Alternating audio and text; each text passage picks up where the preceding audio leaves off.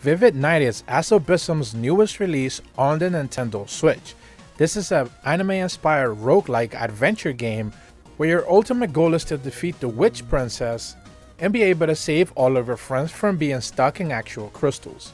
Now realistically, at face value, the game does try to have some sort of story, but ultimately it's shown as single slide images, and it just serves as a setup as to why it is that you're exploring dungeons to begin with.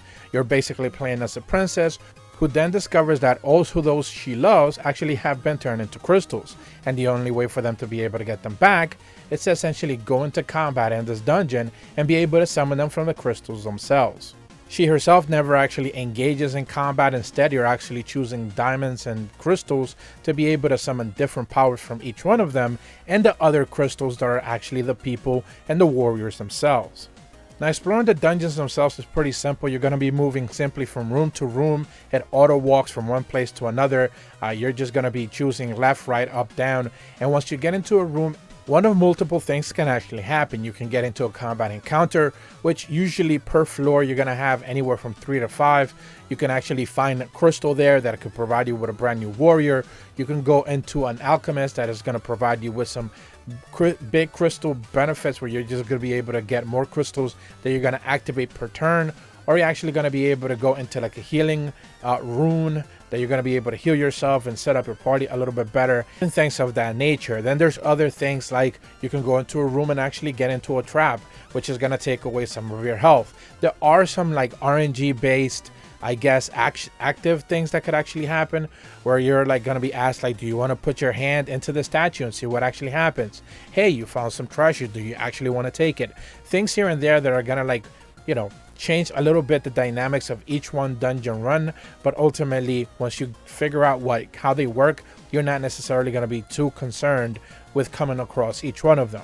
Every single time you go into the dungeon is just like a roguelike. It's going to be different. The layout changes. You're going to be finding new things. You're going to be making a brand new team of like these crystal warriors that essentially when you get into combat, they're going to be summoned right out of the crystals for them to be able to fight for you. They're always going to be auto battling, and really the only thing you're going to be choosing is the active crystals and the bar that you have on the bottom.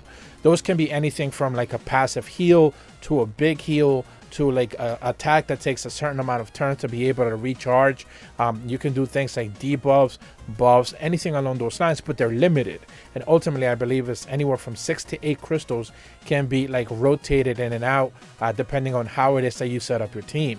Each one of the warriors that are summoned from the crystals, you're just going to be finding all types of them as you're like exploring the dungeon.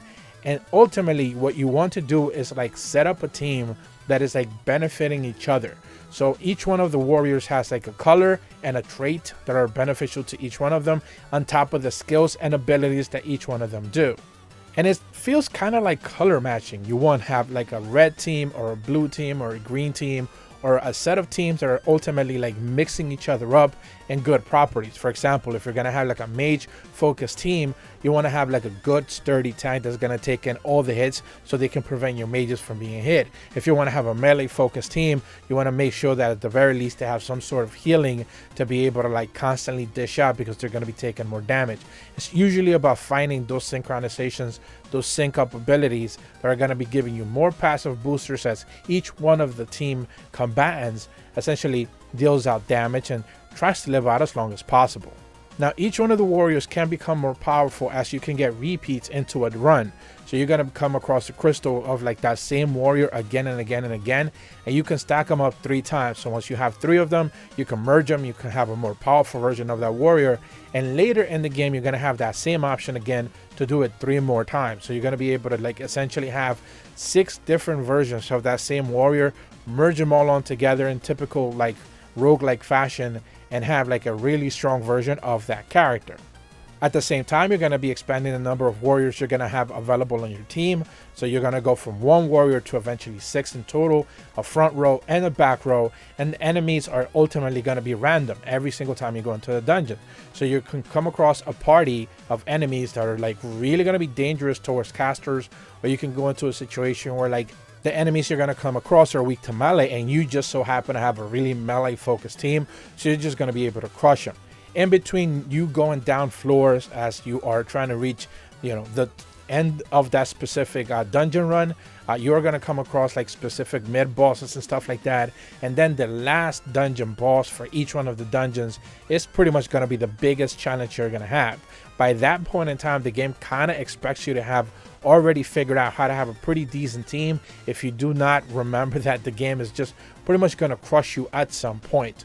So it's about either you figure it out and how to have a good enough team to be able to make it to the boss, or about a floor or two above the actual boss, the game will eventually kind of like adjust the difficulty so you can kind of already know what to expect. But again, because you're only dealing with actual crystals that are gonna either be healing or like doing damage to the enemies or like healing your party is ultimately going to be boiled down to what kind of synchronizations and what kind of boosters you have set up. Do you have a red team that's going to do a lot of debuffs, or do you have like a blue team that is like very defensive? It's entirely up to you. To supplement all of this, you also have accessories that you can equip to the princess, but they're just passives. Everything feels like almost like a passive thing, so you don't necessarily have to worry about it too much. I have found myself that I just like doing dungeon runs over and over, just to be able to like unlock and get more crystals, because as you get more crystals, you get the opportunity to go into the grimoire shop.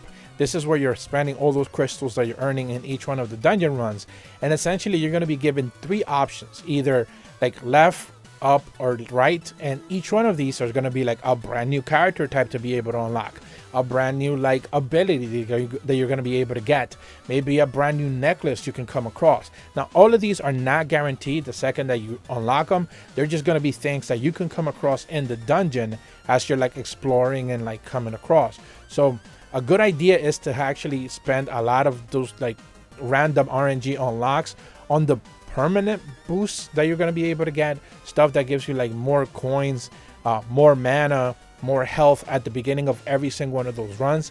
Those are like stacked up permanently, but then the like chance to be able to come across like more powerful versions of those warriors, or like versions of like, hey, this one's red but this one has like a chariot ability that actually does higher damage. You definitely want to be able to like mix and match of that.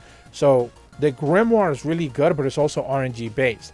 You don't have to worry about like spending actual real life money. All the crystals that you're earning in game are spent there. So if like you're wondering about like gacha mechanics, that's about the only one you're really gonna have to be concerned about. Everything that you unlock in the Kingdom Grimoire, I believe it's like 80 unlocks in total, it's all RNG based. But again, that's just kind of like the progression of the game. If they give you everything up front, then you're probably just gonna, you know, roll through the entire game and it's not gonna be a challenge. Once you do finish the game and the first time around, you're going to be able to unlock other characters as well. You're going to be able to use them, and you know, you'll have the ability to, again, with different passive boosters, see what you're going to be able to do as well. Ultimately, I think Vivid Night is a decent game that's available on the Nintendo Switch eShop right now, and I definitely think it's worth considering if you're interested in just a random roguelike with anime aesthetics. Nintendo Sphere gives Vivid Night on the Nintendo Switch a 7 out of 10. If you're brand new to my channel, be sure to leave a like and subscribe. Hit the bell to receive notifications when the videos go up. And as always, thank you so much for watching. See ya.